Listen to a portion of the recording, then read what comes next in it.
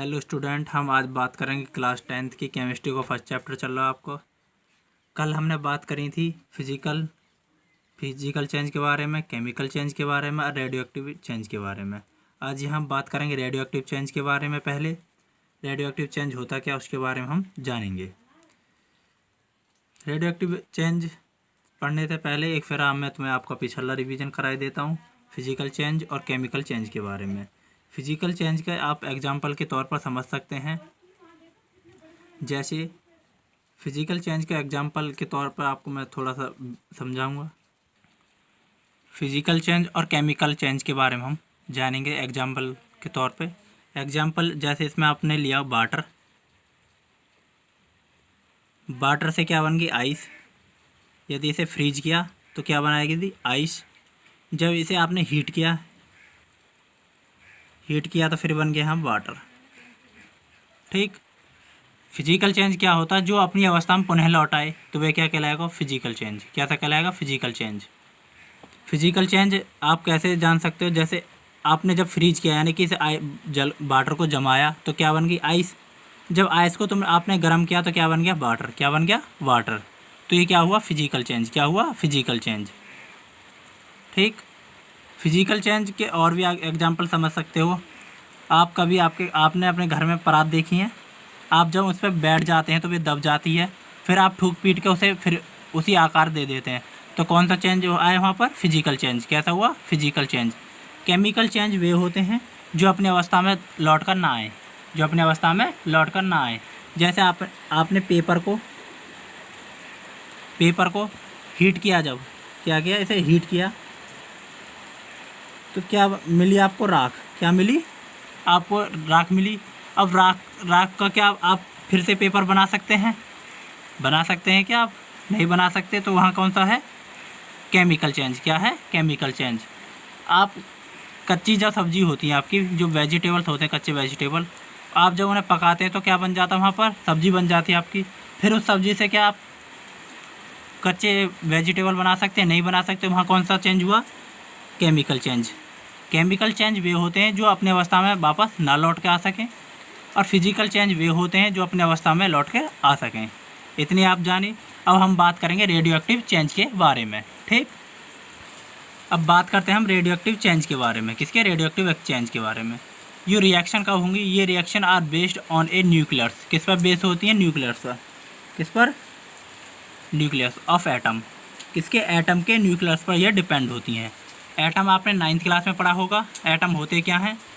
ये उसके न्यूक्लियस पर डिपेंड होती हैं। ठीक। जब हम यूरेनियम, ये आपका यूरेनियम 235 पर जब हम न्यूट्रॉनों, क्या है? एन क्या है? न्यूट्रॉनों की। इस पर जब आके ये न्यूट्रॉन इस पर टकराएंगे, हमने इस पर न्यूट्रॉन की क्या करी? बारिश करी, यानी बमबारी करी। जब हमने इस पर न्यूट्रॉन डाले तो ये टूट जाता है। ये किस में हो जाता है? टूट जाता है। किस में? बेरेनियम में टूट जाएगा, और क्रिप्टॉन में। बेरेनियम और क्रिप्टॉन में ये टूट जाता है। ये बेरेनियम और क्रिप्टॉन में टूट जाता है। जब हम यूरेनियम 235 पर क्या न्यूट्रॉनों की जब हम बमबारी करते हैं, यानी कि इस पर हम जब न्यूट्रॉन डालते हैं, जब न्यूट्रॉन हम इस पर डालते हैं तो ये किस में टूट जाता है? बेरेनियम और क्रिप्टॉन में। किस में? बेरेनियम और क्रिप्टॉन में। और कुछ इससे एनर्जी निकलती है। क्या होती है? इससे एनर्जी उत्पन्न होती है। आपने न्यूक्लियर वेपन भी सुने होंगे। आपने जो न्यूक्लियर वेपन्स की सुनते हैं आजकल टीवी में, तो उनमें भी कौन सी रिएक्शन होती है? ये वाली रिएक्शन। उनमें भी कौन सी रिएक्शन होती है? ये वाली रिएक्शन उनमें करते हैं। जैसे न्यूट्रॉन यूरेनियम 235 92 की जब हम इस पर न्यूट्रॉन डालते हैं तो ये बेरेनियम में और क्रिप्टॉन में टूट जाता है, और जिससे हमें एनर्जी भी, इससे बहुत सारी हमें एनर्जी मिलती है। आप देखते हैं सन में भी क्या होती है? रिएक्शन होती हैं, नाभिक की रिएक्शन ही होती है। उसमें भी कौन सी होती है? न्यूक्लियर रिएक्शन होती है उसके अंदर भी। उससे हमें कितनी एनर्जी मिलती है आप देखते ही हैं। ठीक। हम बात करते हैं अब what is a chemical reaction. Chemical reaction होती क्या है?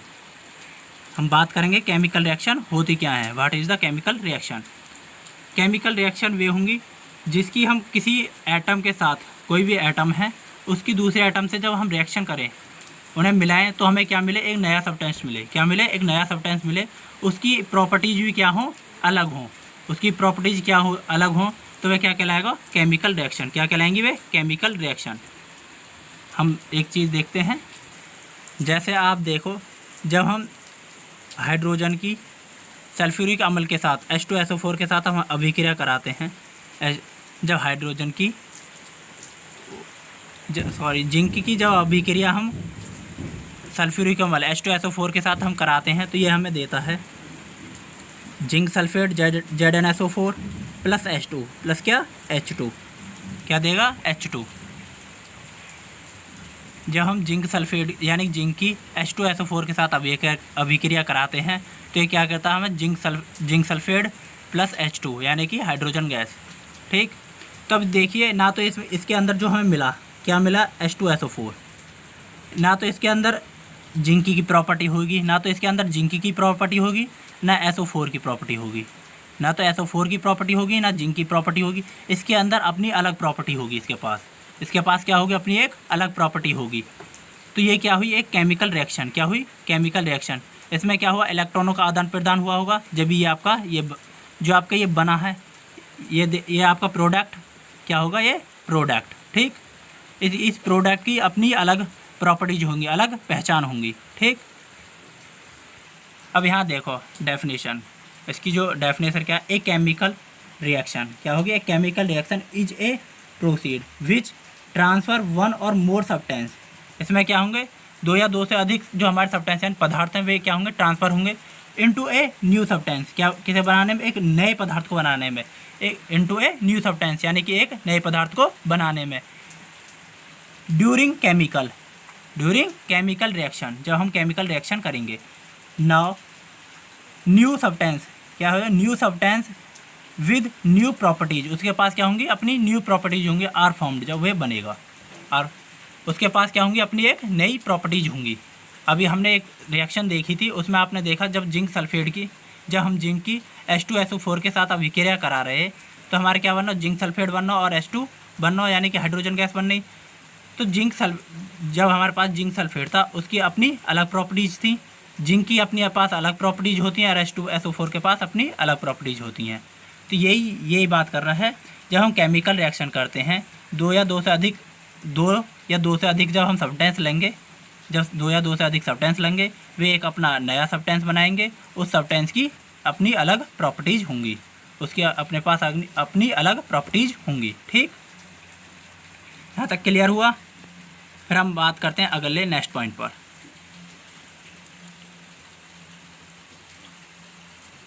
जो the substance which take part in chemical reaction, जो सब्सटेंस केमिकल रिएक्शन में जो भाग लेंगे, जो केमिकल रिएक्शन में टेक पार्ट का मतलब है यहाँ भाग लेना, क्या होगा, भाग लेंगे। इन्हें केमिकल रिएक्शन में आर रेक्टेंस क्या कहलाएंगे,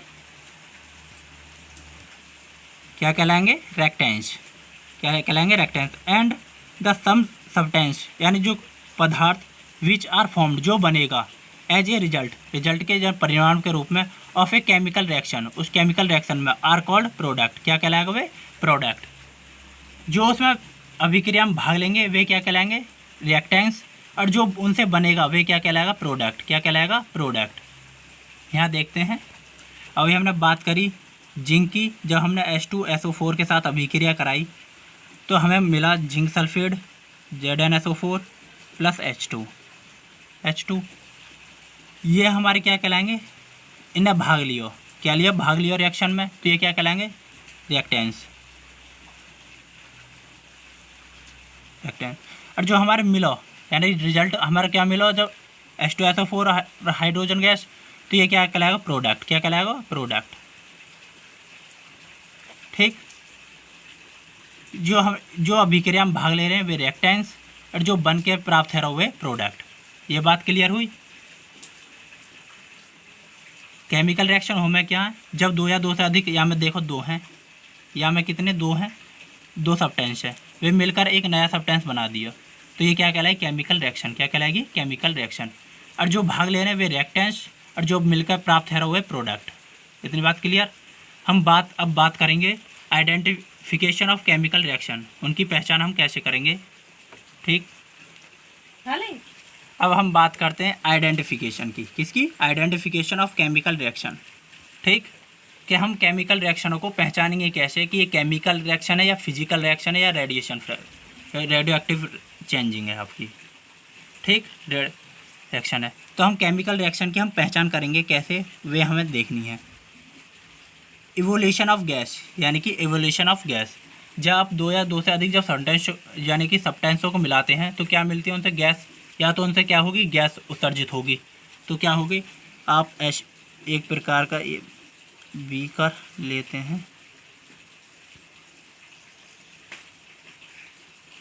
जब इस बीकर में आप सब्सटेंस मिलाते हैं तो ये क्या करेगी? गैस। क्या करेगी? या तो गैस करेगी, ये इसका चेंज ऑफ कलर, ये भी अपना चेंज, यदि अपना कलर को चेंज कर दे तो वहाँ कौन सा रिएक्शन होगी? Chemical reaction. या चेंज इन स्टेट, यानी कि अवस्था को बदल दे या अपनी अवस्था को बदल दे। अब ये बात करी थी हमने किस में? स्टेट की, फिजिकल में। जब हम फिजिकल चेंज पढ़ रहे थे वहाँ भी हमने स्टेट की बात आई थी, वहाँ भी तो स्टेट की बात थी। पर यहाँ पर स्टेट के साथ कुछ और भी चेंज होगा। जैसे यहाँ पर सॉलिड था, क्या था? सॉलिड। ये सॉलिड किस में बदल जाएगा? लिक्विड में। किस में बदल जाएगा? लिक्विड में। इसकी अवस्था चेंज होगी। पर वहाँ पर अवस्था चेंज ऐसी नहीं हो रही थी, वहाँ पर उसी का जैसे हमने परात मानी थी, आपने उस पर यदि आप बैठ गए तो वे दब जाती थी। उसके आकार में जो परिवर्तन हो रहा था वहाँ पर वो हो रहा था फिजिकल। यहाँ उसकी अवस्था पूरी चेंज हो रही है। क्या हो रही है? अवस्था पूरी चेंज हो रही है। यहाँ सॉलिड था, यहाँ किस में है? लिक्विड में। यहाँ पूरा चेंज हो रही है। तो ये चेंज ऑफ स्टेट किसके अंदर आएगा? Change of state. या चेंज इन टेम्परेचर, यदि टेम्परेचर में बदलाव होगा वह कौन सी केमिकल रिएक्शन कहलाएगी? वहाँ पर भी कौन सी रिएक्शन होगी? Chemical reaction. या फॉर्मेशन ऑफ पेरिसिफिकेशन, यानी कि पेरिफिकेशन हो, वहाँ भी क्या होगा? Formation of precipitation. क्या हो? परसिपिटेशन। क्या हो?